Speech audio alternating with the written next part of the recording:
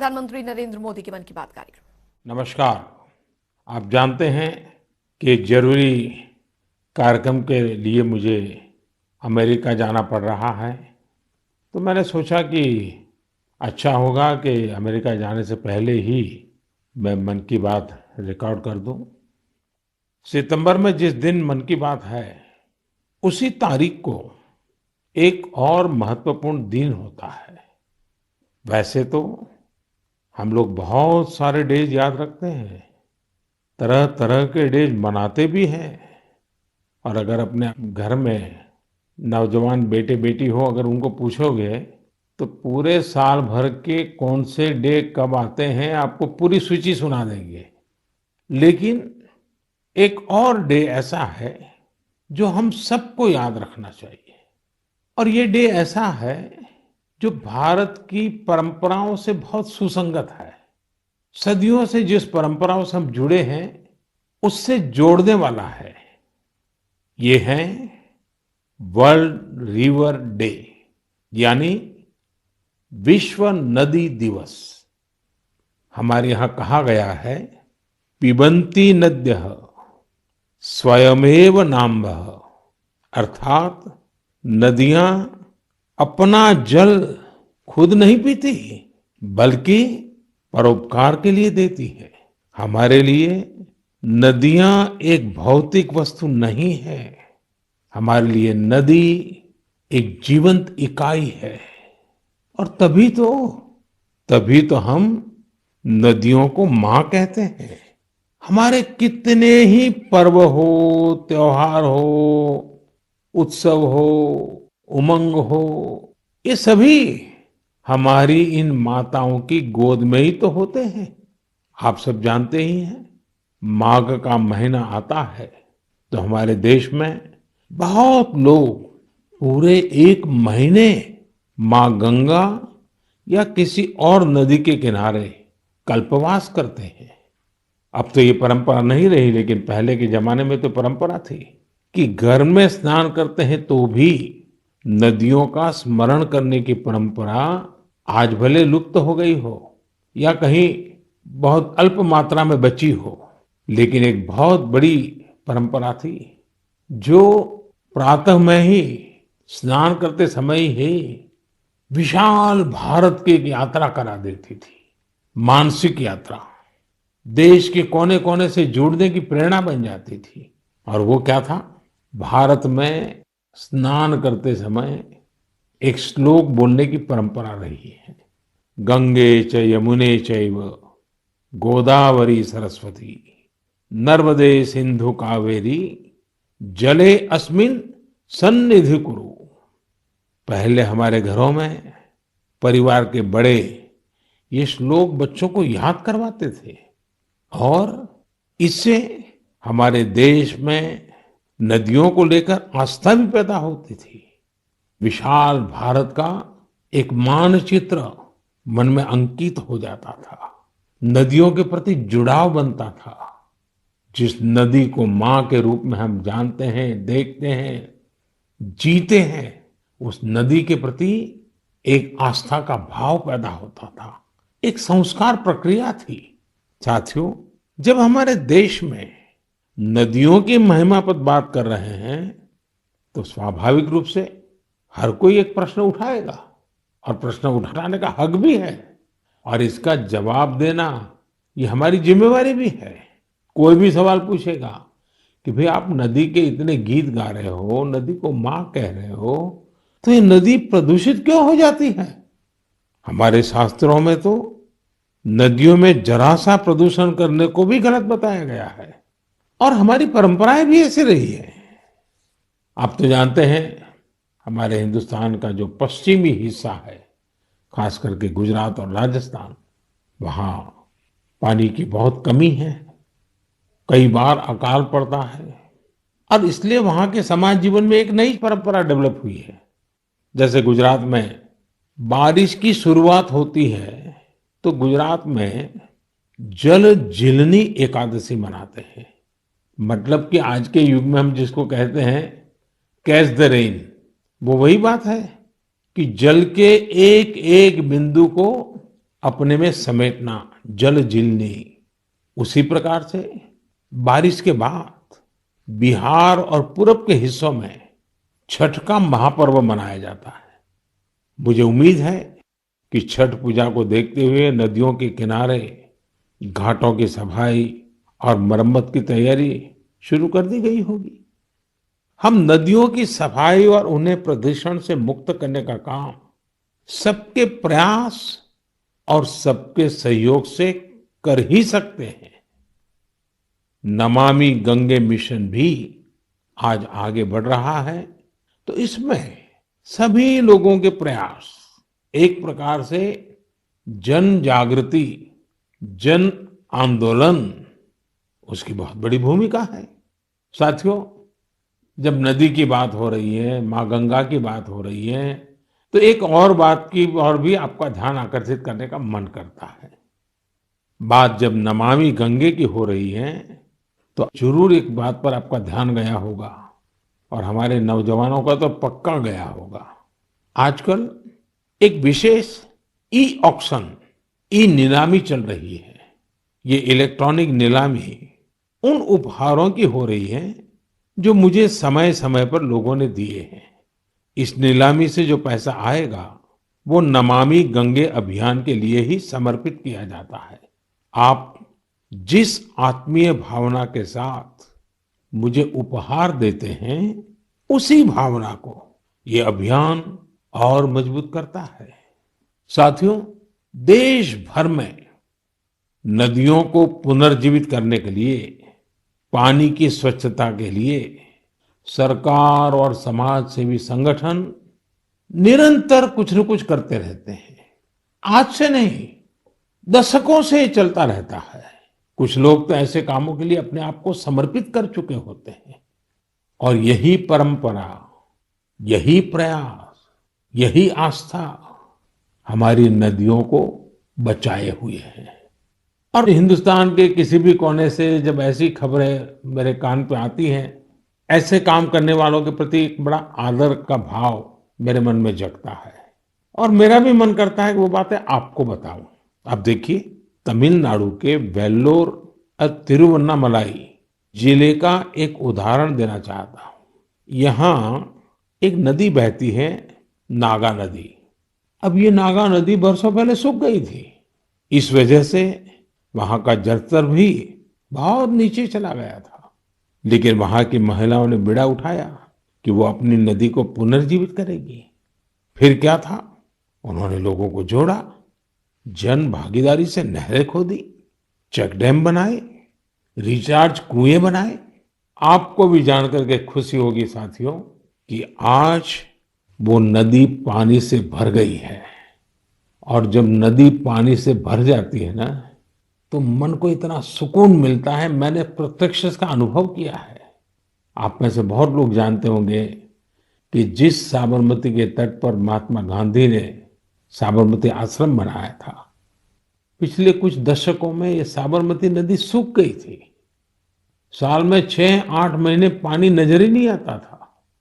लेकिन नर्मदा नदी और साबरमती नदी को जोड़ दिया, तो अगर आज आप अहमदाबाद जाओगे तो साबरमती नदी का पानी ऐसा मन को प्रफुल्लित करता है। इसी तरह बहुत सारे काम, जैसे तमिलनाडु की हमारी ये बहनें कर रही हैं, देश के अलग अलग कोने में चल रहे हैं। मैं तो जानता हूं कई हमारे धार्मिक परंपरा से जुड़े हुए संत हैं, गुरुजन हैं, वे भी अपनी आध्यात्मिक यात्रा के साथ साथ पानी के लिए, नदी के लिए बहुत कुछ कर रहे हैं। कई नदियों के किनारे पेड़ लगाने का अभियान चला रहे हैं, तो कहीं नदियों में बह रहे गंदे पानी को रोका जा रहा है। साथियों, वर्ल्ड रिवर डे जब आज मना रहे हैं, तो इस काम से समर्पित सबकी मैं सराहना करता हूं, अभिनंदन करता हूं। लेकिन हर नदी के पास रहने वाले लोगों को, देशवासियों को मैं आग्रह करूंगा कि भारत में कोने कोने में साल में एक बार तो नदी उत्सव मनाना ही चाहिए। मेरे प्यारे देशवासियों, कभी भी छोटी बात को, छोटी चीज को छोटी मानने की गलती नहीं करनी चाहिए। छोटे छोटे प्रयासों से कभी कभी तो बहुत बड़े बड़े परिवर्तन आते हैं। और अगर महात्मा गांधी जी के जीवन की तरफ हम देखेंगे तो हम हर पल महसूस करेंगे कि छोटी छोटी बातों की उनके जीवन में कितनी बड़ी अहमियत थी और छोटी छोटी बातों को लेकर के बड़े बड़े संकल्पों को कैसे उन्होंने साकार किया था। हमारे आज के नौजवान को ये जरूर जानना चाहिए कि साफ सफाई के अभियान ने कैसे आजादी के आंदोलन को एक निरंतर ऊर्जा दी थी। ये महात्मा गांधी ही तो थे जिन्होंने स्वच्छता को जन आंदोलन बनाने का काम किया था। महात्मा गांधी ने स्वच्छता को स्वाधीनता के सपने के साथ जोड़ दिया था। आज इतने दशकों बाद स्वच्छता आंदोलन ने एक बार फिर देश को नए भारत के सपने के साथ जोड़ने का काम किया है और ये हमारी आदतों को बदलने का भी अभियान बन रहा है। और हम ये न भूलें कि स्वच्छता ये सिर्फ एक कार्यक्रम है। स्वच्छता ये पीढ़ी दर पीढ़ी संस्कार संक्रमण की एक जिम्मेवारी है। और पीढ़ी दर पीढ़ी जब स्वच्छता का अभियान चलता है तब संपूर्ण समाज जीवन में स्वच्छता का स्वभाव बनता है। और इसलिए ये साल, 2 साल, एक सरकार, दूसरी सरकार ऐसा विषय नहीं है।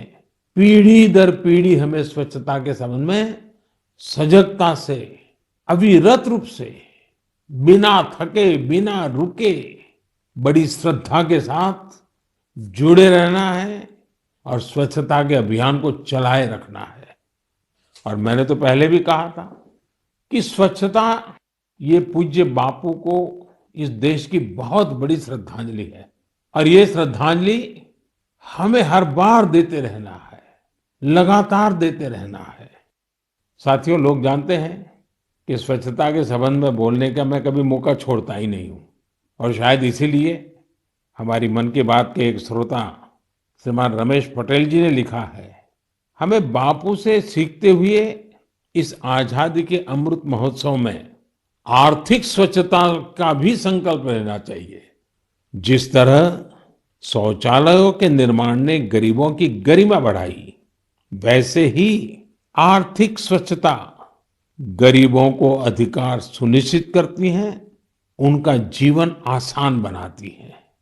अब आप जानते हैं, जनधन खातों को लेकर देश ने जो अभियान शुरू किया, इसकी वजह से आज गरीबों को उनके हक का पैसा सीधा सीधा उनके खाते में जा रहा है, जिसके कारण भ्रष्टाचार जैसी रुकावटों में बहुत बड़ी मात्रा में कमी आई है। ये बात सही है। आर्थिक स्वच्छता में टेक्नोलॉजी बहुत मदद कर सकती है। हमारे लिए खुशी की बात है, आज गांव देहात में भी फिनटेक, यूपीआई से डिजिटल लेन देन करने की दिशा में सामान्य मानवी भी जुड़ रहा है, उसका प्रचलन बढ़ने लगा है। आपको मैं एक आंकड़ा बताता हूं, आपको गर्व होगा। पिछले अगस्त महीने में, एक महीने में यूपीआई से 355 करोड़ ट्रांजैक्शन हुए, यानी करीब करीब 350 करोड़ से ज्यादा ट्रांजैक्शन। यानी हम कह सकते हैं कि अगस्त के महीने में 350 करोड़ से ज्यादा बार डिजिटल लेन देन के लिए यूपीआई का इस्तेमाल किया गया है। आज एवरेज 6 लाख करोड़ रुपए से ज्यादा का डिजिटल पेमेंट यूपीआई से हो रहा है। इससे देश की अर्थव्यवस्था में स्वच्छता, पारदर्शिता आ रही है और हम जानते हैं अब फिनटेक का महत्व बहुत बढ़ रहा है। साथियों, जैसे बापू ने स्वच्छता को स्वाधीनता से जोड़ा था, वैसे ही खादी को आजादी की पहचान बना दिया था। आज आजादी के 75वें साल में हम जब आजादी के अमृत महोत्सव को मना रहे हैं, आज हम संतोष से कह सकते हैं कि आजादी के आंदोलन में जो गौरव खादी को था, आज हमारी युवा पीढ़ी खादी को वो गौरव दे रही है। आज खादी और हैंडलूम का उत्पादन कई गुना बढ़ा है और उसकी मांग भी बढ़ी है। आप भी जानते हैं, ऐसे कई अवसर आए हैं जब दिल्ली के खादी शोरूम में एक दिन में 1 करोड़ रुपए से ज्यादा का कारोबार हुआ है। मैं भी फिर से आपको याद दिलाना चाहूंगा कि 2 अक्टूबर पूज्य बापू की जन्म जयंती पर हम सब फिर से एक बार एक नया रिकॉर्ड बनाएं। आप अपने शहर में जहां भी खादी बिकती हो, हैंडलूम बिकता हो, हैंडीक्राफ्ट बिकता हो, और दिवाली का त्योहार सामने है, त्योहारों के मौसम के लिए खादी, हैंडलूम, कुटीर उद्योग से जुड़ी आपकी हर खरीदारी वोकल फॉर लोकल इस अभियान को मजबूत करने वाली हो, पुराने सारे रिकॉर्ड तोड़ने वाली हो। साथियों, अमृत महोत्सव के इसी कालखंड में देश में आजादी के इतिहास की अनकही गाथाओं को जन जन तक पहुंचाने का एक अभियान भी चल रहा है। और इसके लिए नवोदित लेखकों को, देश के और दुनिया के युवाओं को आह्वान किया गया था। इस अभियान के लिए अब तक 13,000 से ज्यादा लोगों ने अपना रजिस्ट्रेशन किया है, और वो भी 14 अलग अलग भाषाओं में। और मेरे लिए खुशी की बात ये भी है कि 20 से ज्यादा देशों में कई अप्रवासी भारतीयों ने भी इस अभियान से जुड़ने के लिए अपनी इच्छा जताई है। एक और बहुत दिलचस्प जानकारी है, करीब 5,000 से ज्यादा नए नवोदित लेखक आजादी के जंग की कथाओं को खोज रहे हैं। उन्होंने जो अनसंग हीरोज हैं, जो अनामी है, इतिहास के पन्नों पे जिनके नाम नजर नहीं आते हैं, ऐसे अनसंग हीरोज पर, थीम पर, उनके जीवन पर, उन घटनाओं पर कुछ लिखने का बीड़ा उठाया है। यानी देश के युवाओं ने ठान लिया है कि उन स्वतंत्र सेनानियों के इतिहास को भी देश के सामने लाएंगे जिनकी गत 75 वर्ष में कोई चर्चा तक नहीं हुई है। सभी श्रोताओं से मेरा आग्रह है, शिक्षा जगत से जुड़े सबसे मेरा आग्रह है, आप भी युवाओं को प्रेरित करें, आप भी आगे आएं। और मेरा पक्का विश्वास है कि आजादी के अमृत महोत्सव में इतिहास लिखने का काम करने वाले लोग इतिहास बनाने भी वाले हैं। मेरे प्यारे देशवासियों, सियाचिन ग्लेशियर के बारे में हम सभी जानते हैं। वहां की ठंड ऐसी भयानक है जिसमें रहना आम इंसान के बस की बात ही नहीं है। दूर दूर तक बर्फ ही बर्फ, और पेड़ पौधों का तो नामो निशान नहीं है। यहाँ का तापमान -60 डिग्री तक भी जाता है। कुछ ही दिन पहले सियाचिन के इस दुर्गम इलाके में 8 दिव्यांग जनों की टीम ने जो कमाल कर दिखाया है, वो हर देशवासी के लिए गर्व की बात है। इस टीम ने सियाचिन ग्लेशियर की 15,000 फीट से भी ज्यादा की ऊंचाई पर स्थित कुमार पोस्ट पर अपना परचम लहराकर वर्ल्ड रिकॉर्ड बना दिया है। शरीर की चुनौतियों के बावजूद भी हमारे इन दिव्यांगों ने जो कारनामा कर दिखाया है, वो पूरे देश के लिए प्रेरणा है। और जब इस टीम के सदस्यों के बारे में जानेंगे तो आप भी मेरी तरह हिम्मत और हौसले से भर जाएंगे।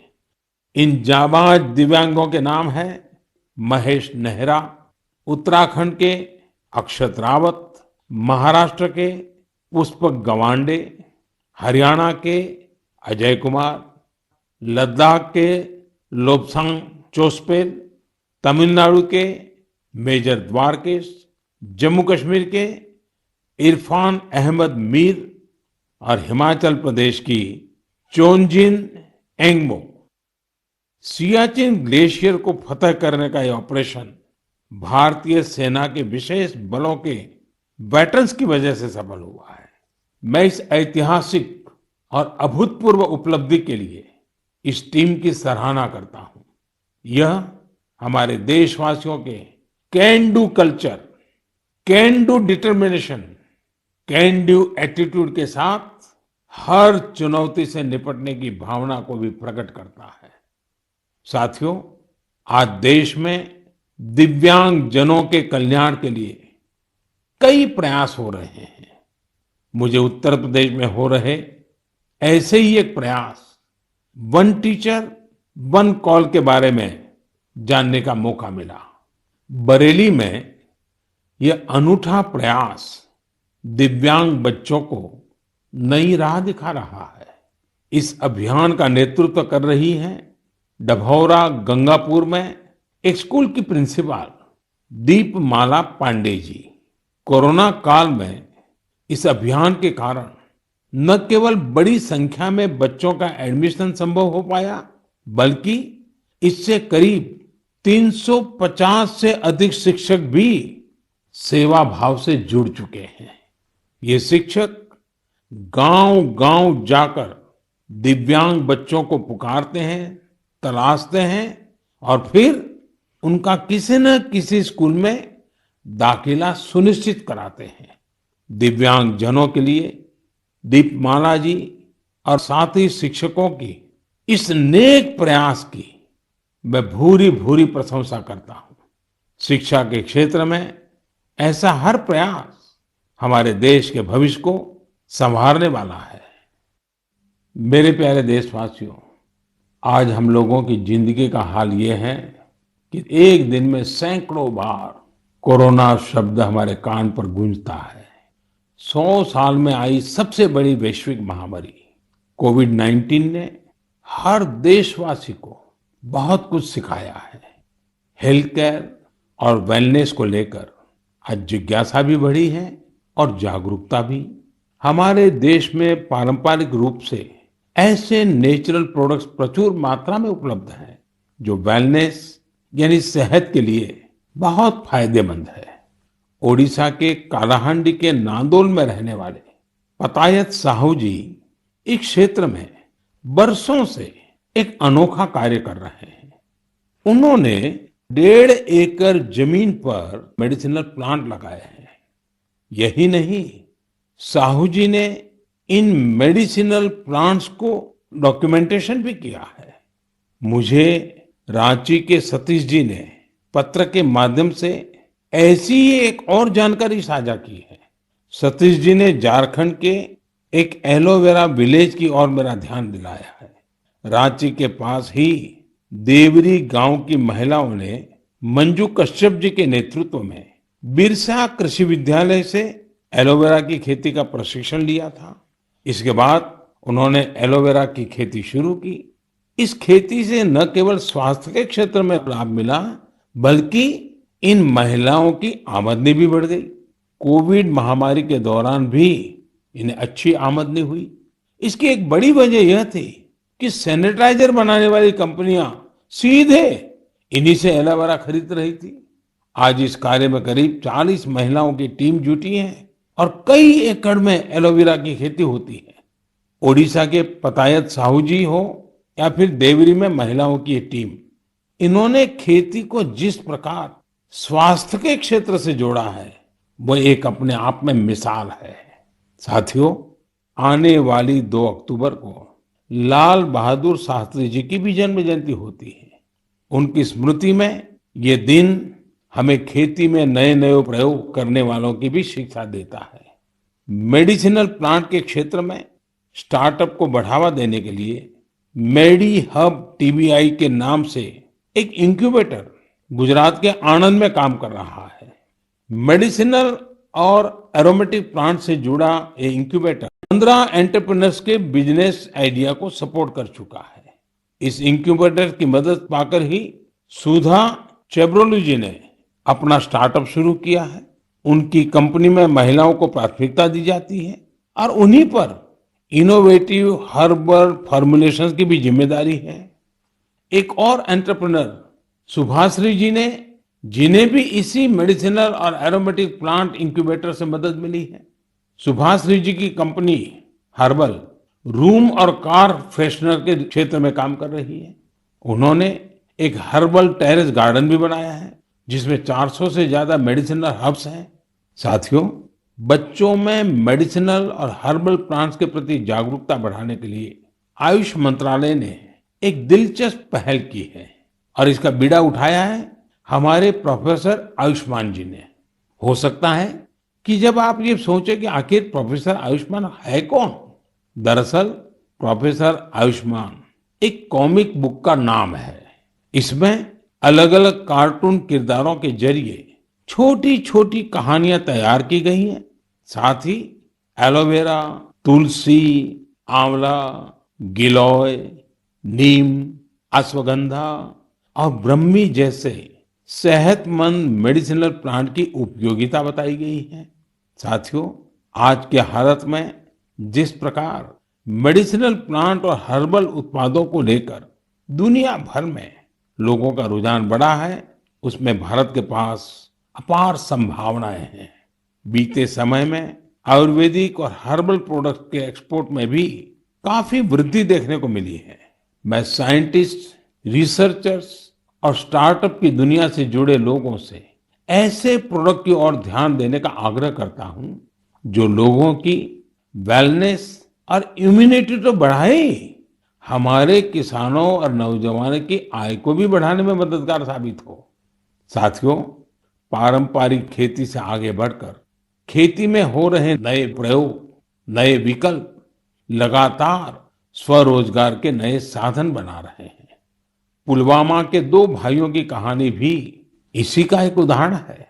जम्मू कश्मीर के पुलवामा में बिलाल अहमद शेख और मुनीर अहमद शेख ने जिस प्रकार अपने लिए नए रास्ते तलाशे, वो न्यू इंडिया की एक मिसाल है। 39 साल के बिलाल अहमद जी हाईली क्वालिफाइड है। उन्होंने कई डिग्रियां हासिल कर रखी है। अपनी उच्च शिक्षा से जुड़े अनुभवों का इस्तेमाल आज वो कृषि में खुद का स्टार्टअप बनाकर कर रहे हैं। बिलाल जी ने अपने घर पर ही वर्मी कंपोस्टिंग। प्रधानमंत्री नरेंद्र मोदी के मन की बात कार्यक्रम को आप सुन रहे थे। इसी के साथ इस बुलेटिन में अभी के लिए फिलहाल इतना ही।